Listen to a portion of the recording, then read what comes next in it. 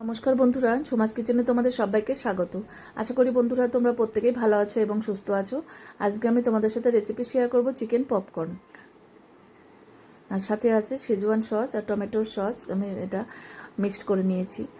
আর এখানে দেখো boneless chicken ছোট ছোট করে কেটে নিয়েছি, ধুয়ে পরিষ্কার করে নেওয়া আছে। আর এখানে দিলাম গোলমরিচের গুঁড়ো আর কাশ্মীরি লঙ্কার গুঁড়ো হাফ চামচ করে দিলাম। যতটা চিকেন নেবে আর মশলাটাও ততটাই বাড়িয়ে দেবে। এবার পরিমাণ বুঝে নুন দিলাম আর দেবো এখানে ভিনিগার দিলে দেখবে সলিড যেহেতু মাংসগুলো, তাহলে খুব সফট হয়ে থাকবে। আর আদা পেস্ট দিলাম 1 চামচ, রসুন পেস্টও 1 চামচ দিলাম। এটা ভালো করে মেখে আমি ম্যারিনেট করে এটা রেখে দেবো 5-6 ঘন্টার জন্য।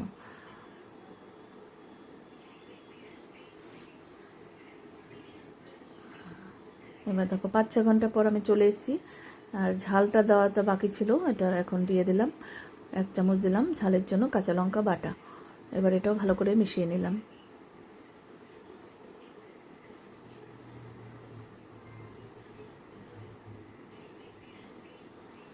এবার এখানে কর্নফ্লাওয়ার নিয়েছি আর ময়দা সমান সমান নিয়েছি। আর এখানে 2টো ডিম ভেঙে নিয়েছি।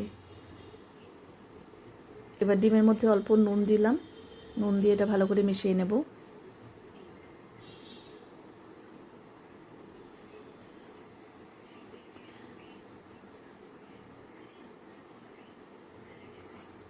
এবার এই ময়দার মধ্যে অল্প কাশ্মীরি লঙ্কার গুঁড়ো দিলাম, একটু কালারটা ভালো হবে পপকর্নগুলো। আর একটুখানি নুন দিলাম। তোমাদের যদি রেসিপি ভালো লাগে অবশ্যই একবার হলো ট্রাই করো, ভীষণ সুন্দর রেসিপি, বাচ্চা থেকে বড় কিন্তু প্রত্যেকেরই পছন্দ হবে এই রেসিপিটা। দেখো এখানে প্রথম এবার কোটিং করব, ডিমের ব্যাটারে দিলাম, তারপর এই ময়দা কর্নফ্লাওয়ারের মধ্যে দেব।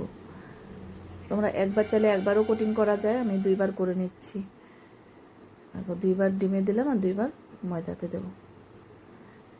ভালো করে চেপে চেপে এটা করতে হবে কাজটা। এবার ময়দাটা কিন্তু ঝেড়ে আবার রাখতে হবে, নাহলে তেলের মধ্যে দিলে তেলগুলো কালো হয়ে যাবে ময়দা থাকলে। তোমরা যদি সুন্দর সুন্দর রেসিপি পেতে চাও আমার ইউটিউব চ্যানেলটি অবশ্যই সাবস্ক্রাইব করে রেখো। আর যদি ফেসবুক থেকে দেখো পেজটিকে ফলো করো, তাহলে আমি যখনই যা নিত্য নতুন ভিডিও আপলোড করব নোটিফিকেশন তোমাদের কাছে সঙ্গে সঙ্গে পৌঁছে যাবে। দেখো সবগুলো আমার রেডি করা হয়ে গেছে। আর তেল তো আমি আগে থেকেই গরম করতে দিয়েছি, সাদা তেলেই অবশ্যই করতে হবে। এইবার দিয়ে দেব। দেখো তেল আর গ্যাসটা কিন্তু গ্যাসের ফ্লেম মানে মিডিয়ামে রাখতে হবে। যদি বাড়িয়ে দেওয়া যায় তাহলে কিন্তু পুরো ওপরটা লাল হয়ে যাবে, ভেতরটা কাঁচা থাকবে।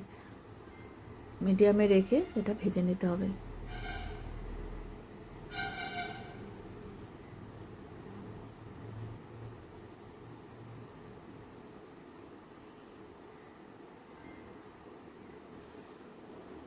এবার অপর পাশটা উল্টিয়ে দেব।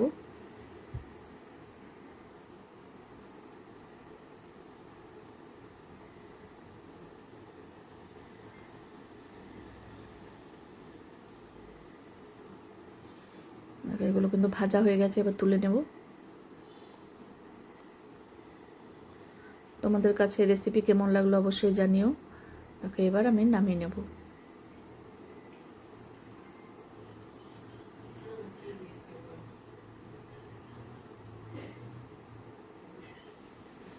দেখো আমি টিস্যু পেপারে দিয়েছি, তাহলে কিন্তু তেলটা অনেকটাই দেখবে টিস্যু পেপারে সোপ করবে, ক্ষতিটাও একটু কম হবে আমাদের।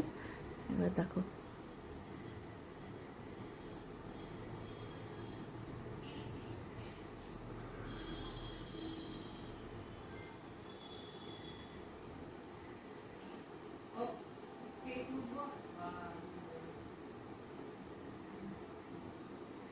এবার টিস্যু পেপার ছাড়িয়ে নিলাম।